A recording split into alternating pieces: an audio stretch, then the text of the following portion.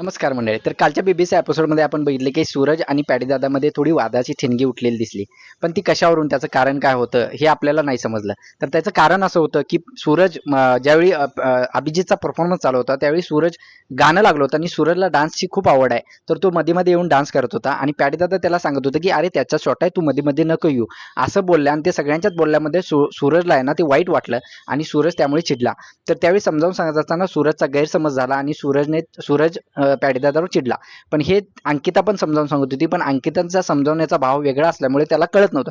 पण ज्यावेळी अभिजित दादाने त्याला व्यवस्थित समजावून सांगितलं त्यावेळी तो समजून घेतलं आणि त्याने पॅडीदादाला माफी केलं आणि पॅडीदादांनी सुद्धा त्याची माफी मागितली की बाबा मी असं इथून पुढे नाही वागणार आणि तुला जर वाईट वाटलं असेल तर मला माफ कर. अशा पद्धतीने तो आज इथेच संपलाय. याच्यावर ज्या येणाऱ्या निगेटिव्ह कमेंट वगैरे असतील तर त्या प्लीज करू नयेत. आणि असं एकत्र घरामध्ये राहत असताना असे वाद होतच असतात. आपल्या चॅनलला सबस्क्राईब करा आणि हो, व्हिडिओ आवडला असेल तर लाईक आणि शेअर करायला विसरू नका.